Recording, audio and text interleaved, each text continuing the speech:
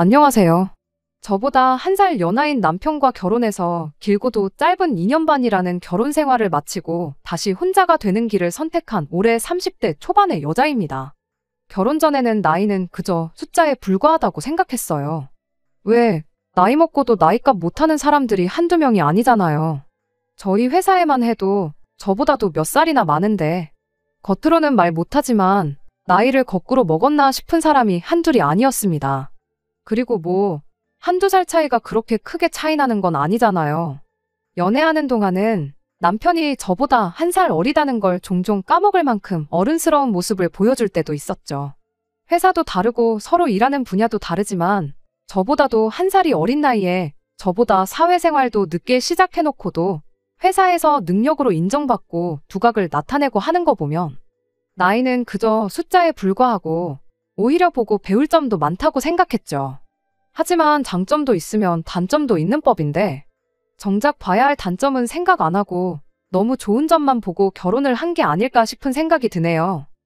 가족들한테만큼은 회사에서 하는 것처럼 강단 있는 모습을 보여주지 못했거든요.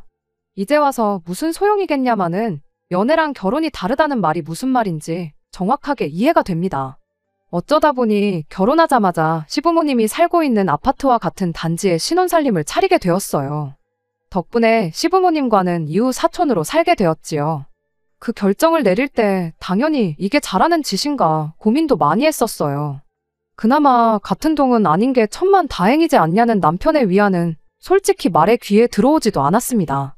엎어지면 코다울거리인데 같은 동에 안 산다는 게 뭐가 중요하겠어요. 오히려 그걸 위안이랍시고 하고 있는 남편이 더 어이가 없었죠. 그만큼 남편이 가족들 앞에서만큼은 유한 태도를 보여주었어요. 항상 저보고 참으라는 식이었습니다. 기다리면 좋은 날이 올 거라며 그렇게 저보고만 참아달라고 부탁을 했었죠. 덕분에 2년 결혼 생활하는 동안 시자들한테 시달리며 사느라 살도 5kg나 빠졌어요. 그걸 두고 남편은 또 결혼하면 남들은 다 살찐다고 걱정하는데 저절로 몸매 관리도 되고 오히려 좋은 거 아니냐는 소리를 또 위안이랍시고 해주고 있는데 기다리면 좋은 날이 온다더니 결국 지 좋은 것만 찾아대다가 참다 못한 제가 남편한테 이혼 서류를 건네주게 되었네요. 아무튼 굳이 신혼집을 시댁과 같은 아파트로 구한 건 너 자신인데 누구 탓을 하고 있냐, 그건 전적으로 네 잘못이다 라고 하신다면 변명의 여지 없이 제 잘못이 맞다고 인정할 수밖에 없겠네요. 하지만 그래도 굳이 변명을 해보자면 결혼할 때 당시에는 시댁 근처로 집을 구하는 것 외에는 다른 선택권이 없는 거나 마찬가지인 상황이었어요. 아니, 양자택일의 선택지가 있기는 했는데 다른 한 가지 선택지는 시댁 근처로 신혼집을 구하는 것보다 훨씬 저한테 좋을 거 하나 없는 선택지였거든요. 시부모님이 지방에 있는 막내 동생분의 딸을 맡아서 돌봐주고 계세요. 그러니까 저한테는 사촌 신우고 시외삼촌이죠. 시자도 붙고 외자도 붙고 앞에 뭐가 많이 붙을수록 먼 친척이잖아요. 호칭만 들어도 먼 친척인데 심지어 저는 얼굴 한번 보지 못했을 만큼 동네 슈퍼 사장님보다도 먼 존재였어요. 그 시외삼촌이라는 분이 동남아 쪽 어느 나라에 살고 계시거든요. 저한테는 남보다 다름없는 그 시외삼촌 때문에 저는 결혼 전부터 깊은 고민에 빠져야 했었습니다. 저희가 결혼 이야기가 나올 당시 사촌 신우는 갓 고등학생이 된 나이로 남편하고는 터울이 많이 나는 편이에요. 시외삼촌이 지방에 거점을 두고 있는 중소기업에서 임원으로 일을 하고 계시거든요. 중소기업이라고 해도 사세가 조금 큰 편이라 벌이가 상당하시답니다. 젊은 나이에 임원을 달게 된 이유는 모두가 가기 싫어하는 해외 파견직에 자원을 하면서였다 해요. 그 후로 실적도 좋고 그래서 이후로 회사에서 승승장구를 하게 되었답니다. 임원이 된 지도 벌써 몇 년째래요. 아무튼 남편 외가 집안은 물론이고 친가까지 전부 통틀어서 사회적으로 제일 성공한 사람이 바로 그 시외 삼촌이라고 합니다. 외가 집에선 막내로 유일하게 대학물을 먹었고 그만큼 할머니 할아버님이 투자를 많이 하셨다네요. 그리고 그 벌이도 벌이지만 여지껏 집에서 받아온 게 있으니 회사에서 자리 잡고 난 이후로는 거의 집안의 기둥 같은 존재로 살아오셨대요. 남편의 외할머님이 살아계실 때도 할머님 생활비를 혼자서 다 커버를 치셨다죠. 그뿐만이 아니라 가족들이 돈이 필요하고 그러면 제일 먼저 찾는 게 집안의 막내인 시외삼촌이었다 해요. 그리고 그만큼 집안에서 입김도 가장 셌다고 하고요. 아무튼 할머님이 돌아가시고 나서는 그 생활비가 시부모님한테로 돌아가게 되었답니다. 시부모님네가 집안 최고 어른이라서 그런 건 아니었고 이유는 단 하나, 사촌 시누를 맡아주기로 했기 때문이죠. 해외에 살고 있긴 하지만 주변 지역에 자식 교육을 시킬 만한 좋은 인프라가 없었다 보니 사촌 시누가 영어를 완벽하게 뗀 시점부터는 자식 교육은 한국에서 그중에서도 서울에서 공부를 시키고 싶었다나요. 그래서 사촌 시누가 10살이 되던 해부터 사촌 시누를 혼자 저희 시부모님 곁으로 보냈던 거예요. 원래 시외숙모님이 같이 한국에 오실 계획이었는데 그 삼촌이라는 분이 여자 문제도 있고 그랬어서 혼자 두면 안 될 것 같다고 사촌 시누만 덩그러니 보내게 된 거였습니다. 지금도 뭐 대단히 나아진 건 없지만 그때 당시는 시부모님 형편이 더더욱 안 좋았던 편이었다고 해요. 그래서 할머님한테 보내지고 있던 그 생활비를 시부모님이 받기로 하고 사촌 시누를 대학 갈 때까지 맡아주기로 했던 겁니다. 그러면 시외삼촌이 보내주는 생활비로 생활하고 두 분이 일해서 버는 돈은 저축하고 그런 식으로 노후 자금을 모아놓을 계획이었다네요. 처음 사촌 시누가 시댁에 들어와 살기 시작할 때는 남편도 한참 대학생이던 시절이었다 해요. 군대 막 다녀와서 다시 복학을 한 해 만에 하고 있던 시기였는데 그때쯤 남편이 비는 시간을 활용해 사촌 시누를 많이 돌봐주고 그랬었답니다. 남편이 미대를 졸업했고 지금도 전공을 살려서 관련 업종에서 일을 하고 있거든요. 그때는 한참 대학 다닐 때니 연습한다, 졸업작품 미리미리 준비한다 하면서 집에서 그림을 자주 그렸나 본데 그래서 그랬나 사촌 시누가 남편의 영향을 조금 받게 되었던가 봐요. 어느 날 시외삼촌이 남편한테 사촌 시누가 요즘 미술 공부를 하고 싶다고 노래를 불러대는데 미대생인 너가 보기엔 우리 딸 실력이 어떻냐고 그렇게 물어보셨다고 해요. 남편은 그냥 예의상 소질도 있는 것 같고 잘하는 것 같다고 그렇게 대답했는데 그 대답 한번 잘못했다가 덕분에 남편까지 사촌 시누를 돌봐주는데 싸잡혀 들어가 버리게 되었던 겁니다. 어차피 남편도 한 집에 살고 있었으니까 자기 딸을 1대1로 과외를 해달라고 부탁을 해왔다고 해요. 암만 큰 돈을 주고 과외 선생님을 사촌 시누한테 붙여준다고 해도 가족인 남편만큼 더 챙겨주고 신경 써주겠나 싶었던 겁니다. 이미 한 집에 살고 있었고 사촌 시누가 그림에 흥미를 가졌을 때부터 남편이 그림을 봐주고 그랬으니 사촌 시누한테는 이미 남편이 봐주는 게 익숙하기도 했을 테고요. 남편한테 거절할 방법은 없었죠. 괜히 시외삼촌 심기 거스르는 말을 했다가 당장 부모님한테 오는 생활비가 끊길 수도 있는 노릇이었으니까요. 그렇게 여지껏 남편은 회사 일하면서 사촌 시누도 돌봐주고 과외도 해주는 식으로 지내고 있었던 겁니다.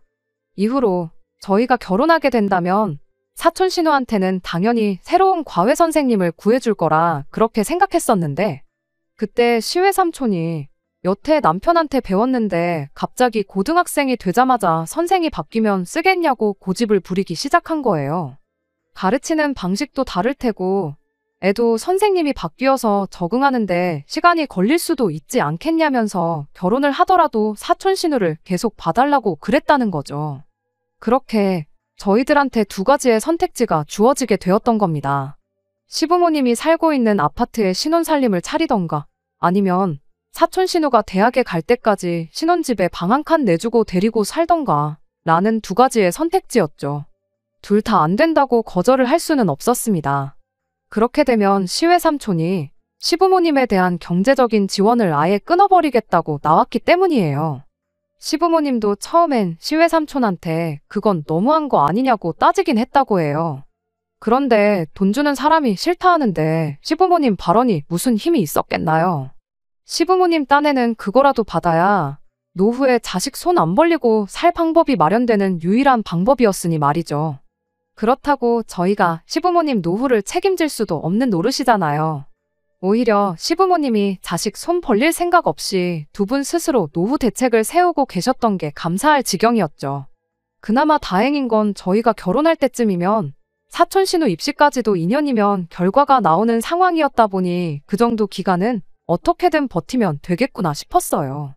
그렇게 마음을 먹고 나니 이제 사촌 신우한테 방 한 칸 내주고 한 집에서 같이 데리고 사느냐. 아니면 시댁 근처에 임시로 신혼집을 마련해서 지내느냐 둘 중에 하나를 골라야 하는 상황이었습니다. 솔직히 고민하고 자시고 할 것도 없었어요.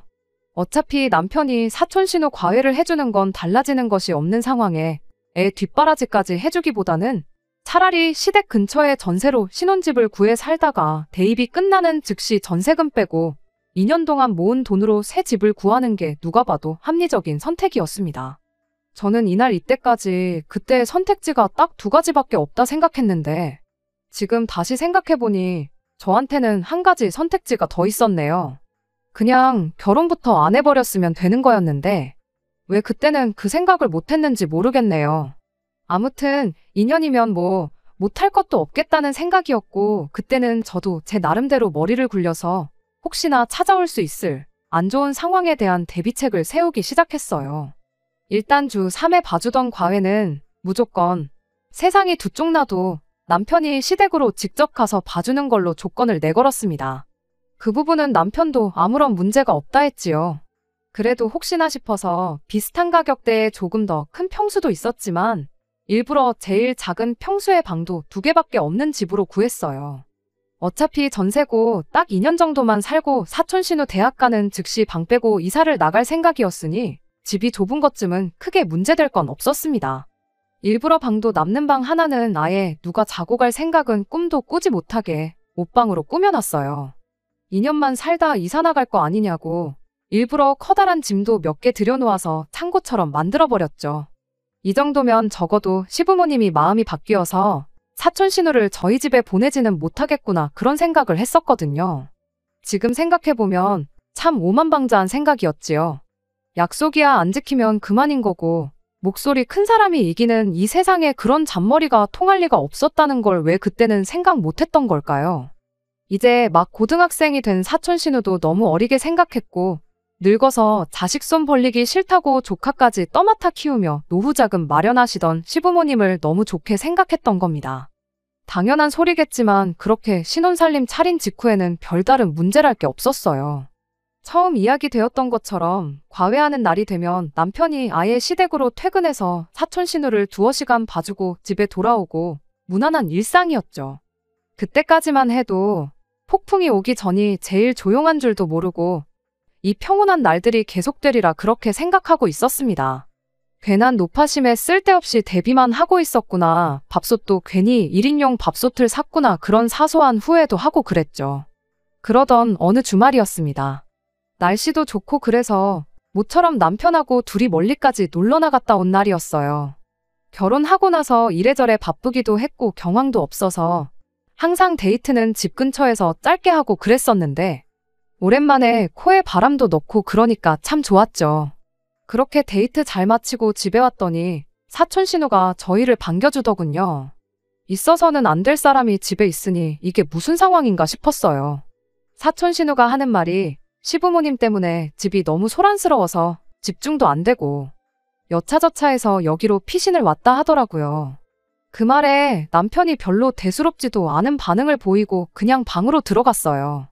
사촌 신우가 와 있는 것보다 더 어이가 없었던 건 남편이 저랑 밖에 나와 있는 내내 핸드폰을 단 한 번도 안 봤다는 사실이었죠. 그게 무슨 소리냐 하면 정황만 두고 본다면 사촌 신우가 이미 저희 집 비밀번호를 알고 있었다는 게 되는 거잖아요. 그래서 저도 곧바로 남편을 따라가 이게 무슨 상황인 거냐 물었죠. 남편은 집 비밀번호를 사촌 신우한테 알려준 적은 없고 시부모님한테는 말했었다 그렇게 대답하대요. 가족인데 뭐 알려주지 않을 이유가 뭐가 있냐며. 집을 비운 사이 무슨 일이 있을 수도 있는 거 아니냐고. 억울하면 저도 친정 부모님한테 비밀번호를 알려드리라고 한마디 대답하고는 마는 거예요. 그래도 사촌 신우는 저희가 도착한 뒤 몇 분 지나지 않아서 집에 돌아가기는 했었어요. 작은 목소리로 하기는 했지만 저와 남편이 방에서 투닥거리던 걸 들어서 미안해서 집에 갔나 보구나 싶었습니다. 남편은 뭘 애한테 눈치를 줬냐며 저한테 짜증을 내기 시작했습니다. 어차피 빈 집에 와 있던 건데 문제될 게 뭐가 있냐면서 말이에요. 그때까지만 해도 예상치 못한 상황에 내가 너무 과민 반응을 한 건가 싶기도 했었는데 이건 그냥 시작에 불과했던 거였어요.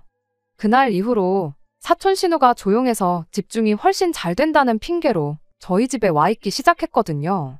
과외하는 날에는 과외한답시고 밤 10시까지 뻐기다 가기 시작했고, 언젠가부터는 그냥 과외하는 날이 아니더라도 저녁 내내 저희 집에서 시간을 보내다가 가기 시작했어요. 소음 때문에 집중이 잘 안 돼서 우리 집에 오는 거라길래 그때부터는 유치하지만 제가 일부러 보지도 않는 TV도 틀어놓고 하면서 소음을 만들어 보기도 했는데 아무 소용 없었어요. 시부모님이 보는 방송보다야 그나마 제가 보는 프로가 더 들어줄만 하다며 그 정도 소음은 거슬리지도 않으니 걱정 말라고, 자기는 참을 수 있다고 오히려 사촌 신우가 저를 배려해주는 척을 하더라니까요. 남편은 애 집중 안 되게 뭐하는 심술이냐며 오히려 저보고 심보가 고약하다고 짜증을 내기도 했습니다. 저녁까지 있는 만큼 밥도 먹여서 집에 보내야 했었다 보니 밥솥이 작은 걸 핑계대서 저녁 때 되면 그냥 시부모님한테 가 있으라고 회유도 해봤는데 오히려 저한테는 그게 독이 되어버렸습니다. 그 말을 하고 며칠 안 지나서는 시부모님까지 저희 집에 오기 시작했거든요. 밥솥이 필요하면 말을 하지 그랬냐며 당신들 집에서 쓰고 있던 밥솥을 저희 집에다가 가져다 놓은 거예요. 설상가상이라고 거기서 또 끝이 아니었죠. 밥솥이 우리 집에 있으니까 이젠 시부모님이 아예 저희 집에 와서 식사를 하기 시작했거든요. 저보고 아침에 출근할 때 밥만 해놓으라고, 그러면 당신이 집에서 저희 먹을 음식까지 같이 해다가 가져다 주신다고 하면서 말이에요. 저녁 준비 번거로운 거 대신 해주는 사람이 생겼으니 그렇게 나쁠 것도 없지 않느냐 싶으실 수도 있겠지만 시어머니가 그 음식 준비를 저희 집에 와서 하는 게 문제였어요. 온 가족이 저희 집에서 식사를 하는데 뭐하러 무겁고 번거롭게 음식을 날라대느냐 하는 게 큰 이유였습니다. 그렇게 시댁에 있는 주방 집기들이 하나둘씩 저희 집으로 옮겨오기 시작했어요. 거기까지도 문제될 게 없다면 충분히 없다고 볼 수 있겠지만 그렇게 식사 마치고 나면 사촌 신우한테 방해가 되지 않겠냐고 음식 준비한다고 난장판을 쳐놓은 주방 뒷정리를 저한테 떠넘기고 도망가는 시기였습니다. 언젠가부터는 집에 기름때가 낀다고 그 좋아하는 삼겹살도 자주 못 먹고 그랬는데 아주 잘 됐다며 고기도 엄청나게 구워 드셨어요. 말인즉슨 저희 집은 전세고 2년 뒤에 뺄 집이니까 좀 더러워져도 상관없는 거 아니냐며 집을 엉망으로 쓰시고 돌아가고 그러셨습니다. 사촌 신우한테 방 한 칸 내주는 것보다야 시댁 근처에 사는 게 훨씬 낫겠다고 생각했는데 이건 뭐 사촌 신우는 물론이고 시부모님까지 저희 집을 자기 집 드나들듯이 들락거리게 돼버린 겁니다. 남편은 늘 저보고 이해해달라는 식이었어요. 상황이 이렇게 된 건 예상 밖이지만 달리 무슨 수가 있겠냐면서요. 하지만 시간이 지날수록 상황은 악화되기만 했습니다. 애초에 사촌 신우가 저희 집을 오기 시작한 이유가 시부모님 없는 곳에서 좀 조용히 혼자 있고 싶어서 오기 시작했던 거였잖아요. 그런데 시부모님이 따라와서는 저러고 계시니 사촌 신우 입장에선 저희 집에 와 있을 이유가 없어진 거나 마찬가지였죠. 그렇게 주객이 전도돼서 사촌 신우는 혼자서 시댁에 남아있게 되었고 오히려 시부모님이 저희 집에 와 계시는 말도 안 되는 상황이 돼버린 거예요. 시부모님 또한 사촌 신우한테 방해되고 싶지 않다며 저희 집에서 밤늦게까지 뻐기다가 잘 때 되면 그제서야 집에 돌아가는 시기였죠. 그 상황 자체만 봐도 견디기가 힘들었는데 시어머니의 집안일 떠넘기는 게 날이 갈수록 도를 지나치기 시작한 겁니다. 사촌 신우가 혼자 시댁에 남아있으니 저녁밥을 챙겨줘야 하잖아요. 그걸 또 저한테 떠넘긴 거예요. 엎어지면 코 닿을 거리를 사촌 신우가 저희 집에 찾아와서 같이 식사하면 될 것을. 굳이 애가 모처럼 집중해 있을 수도 있는데 흐름 끊기게 하지 말고 저보고 먹을 걸 가져다 주라고 아예 밥 배달까지 저한테 시키기 시작한 겁니다. 애한테 밥만 주고 오면 어린애를 외롭게 혼자 밥 먹게 둔 거냐며 한마디 들어야 했고 그렇게 밥 먹는 거 지켜봐주고 집에 돌아오면 뒷정리는 왜 안 하고 왔냐고 다음날 회사 나가서 전화로 잔소리를 들어야 했어요. 그런 날이면 시어머니가 주방을 평소보다 더 엉망으로 만들어 놓고 집에 돌아가는 건 말할 것도 없었죠. 그 와중에 남편은 이제 1년 조금 남지 않았냐고 조금만 견디면 끝이라고 저보고 참아달라는 이야기만 할 뿐 달리 이 상황을 어떻게 해결해 보려는 그 어떤 노력도 보여주지 않았습니다. 참다 못한 제가 차라리 시어머니한테 시달리고 사는 것보다 신우를 데리고 사는 게 낫겠다고 당장 방 빼서 나가자고도 했었어요. 하지만 애석하게도 집주인분이 저희 나가면 이 집에 실거주를 할 예정이라 그건 곤란하겠다고 거절을 해오는 바람에 그마저도 이루어지지 않았네요. 1년만 살아줄 세입자를 구하면 생각해보겠다고 나오는데 어디서 그런 사람을 구하겠어요. 결국 저도 악으로 깡으로 어떻게든 버텨봐야겠다. 1년을 했는데 1년을 더 못할까 그 생각으로 견뎌내기 시작했죠. 그렇게 버티고 버텨 드디어 사촌 신우가 대학에 합격하게 되었어요. 이제 이 지긋지긋한 생활도 끝이구나 싶었고 2년이나 돌아오긴 했지만 다시 남편과 관계도 회복하고 남들 살듯이 잘 사는 일만 남았구나 그렇게 생각을 했습니다. 그렇게 남편에게 새로 살 집은 어디쯤에 구하는 게 좋겠냐, 그래도 돈도 조금 모였는데 대출도 알아보고 해서 욕심 좀 내보겠느냐, 그런 긍정적인 이야기들을 꺼내게 되었는데 그런데 남편이 부침개 뒤집듯 너무 쉽게 그냥 말을 바꿔버리는 겁니다. 그냥 이대로 방 빼고 우리는 이대로 시댁 들어가서 살면 어떻겠냐고요. 그게 무슨 소리냐 했더니 시외 삼촌이 사촌 신우를 여전히 시부모님 집에 맡기기로 했다는 거예요.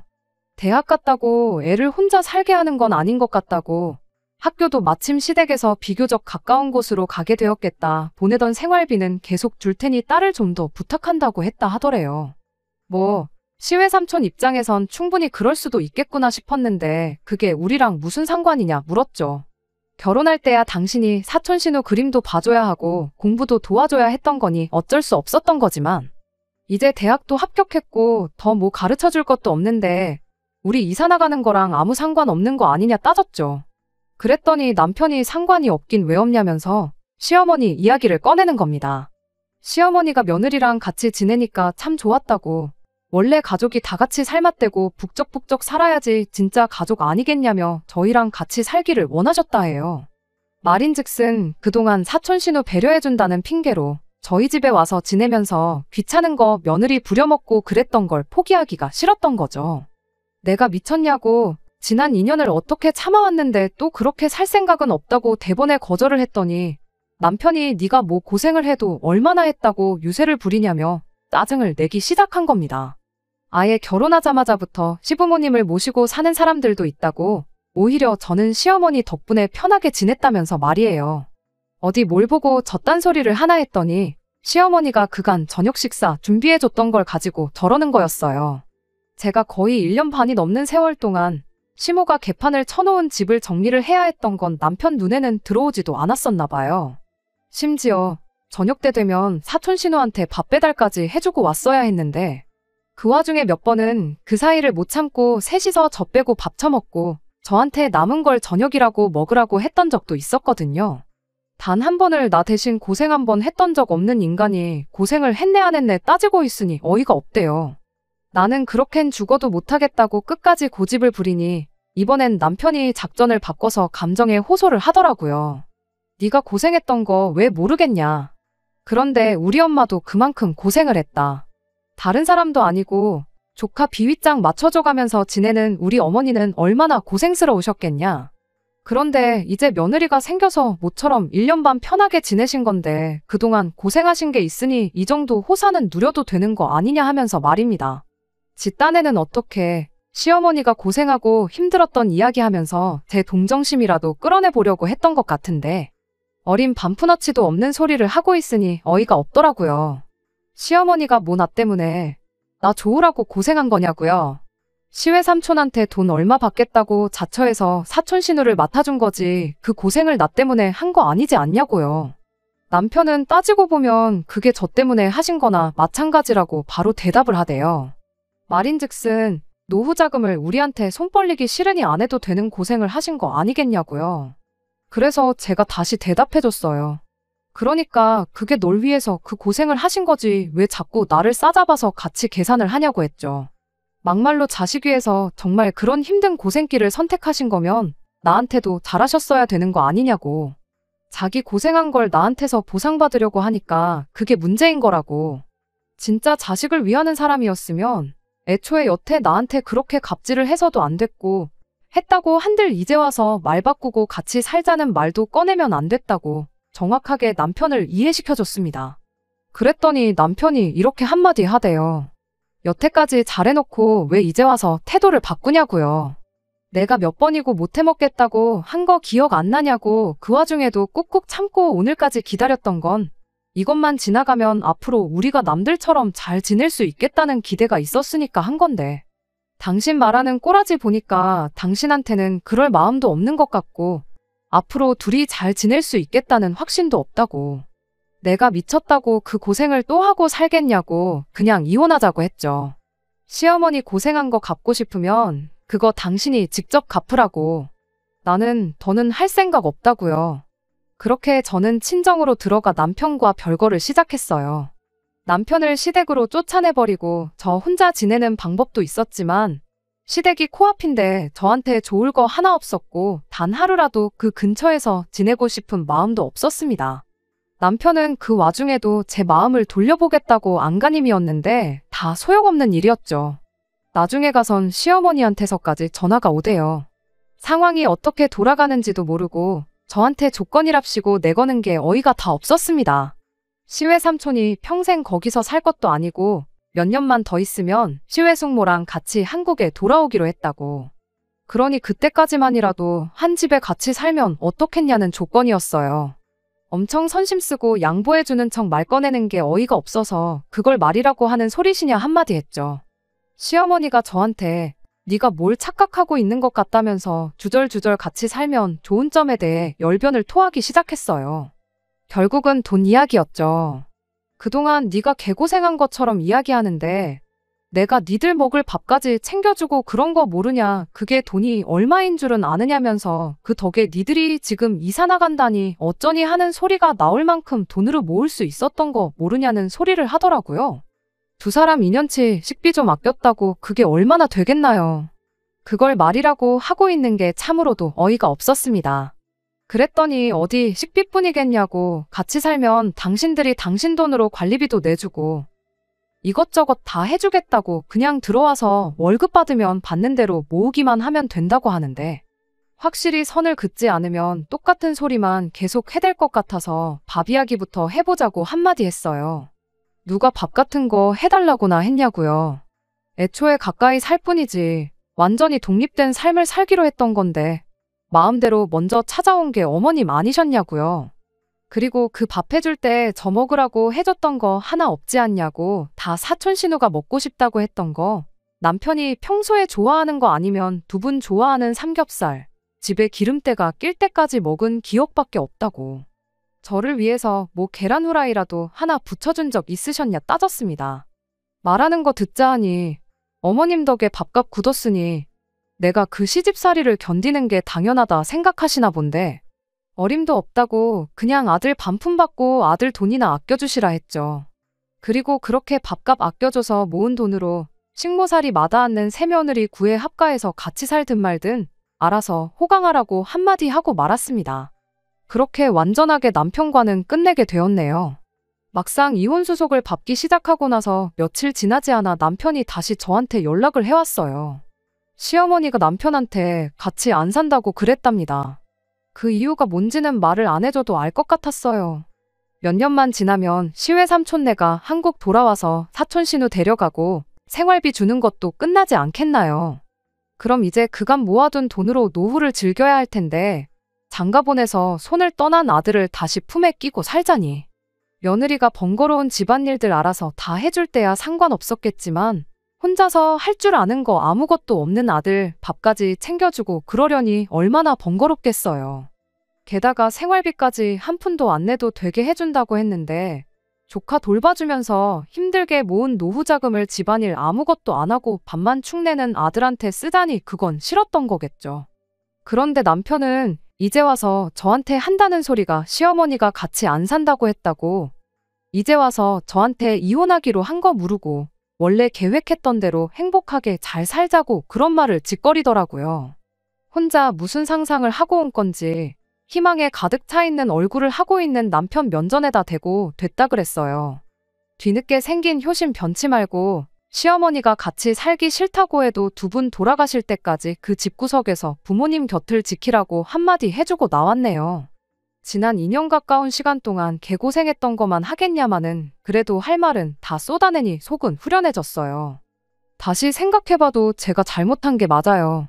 그 꼴을 당하고도 1년만 더 참으면 정상적인 결혼 생활을 시작할 수 있다고 꾸역꾸역 참았다는 것도 문제지만 애초에 처음부터 시외삼촌이란 인간이 신우를 데리고 살던가 시댁 가까이에 집을 구하라는 소리를 했을 때 그때 진작에 파혼을 했어야 했는데 아니 결국 그런 결정을 내렸다고 해도 반년 만에 말이 바뀌고 시짜짓을 당연한 듯 하는 시어머니 보고 그때 확실하게 정했어야 했는데 무슨 좋은 꼴을 보겠다고 그 긴 시간을 인내하고 견뎠는지 모르겠네요. 얼마 전까지는 그저 제 선택에 후회만 하고 있었어요. 시간을 돌릴 방법은 없나 하는 그런 말도 안 되는 생각만 하고 지냈었죠. 하지만 지금은 다행히 다 이겨냈어요. 지난 일을 후회해서 바뀌는 것도 없잖아요. 후회한다고 바뀌는 것도 없는데 조금만 생각을 바꿔 앞으로 남은 제 인생을 위해 보란듯이 잘 살아야겠습니다. 끝까지 들어주셔서 감사합니다. 오늘의 사연은 여기까지입니다. 구독과 좋아요, 알람 설정 부탁드리고 더 좋은 사연으로 다시 찾아뵙겠습니다. 감사합니다.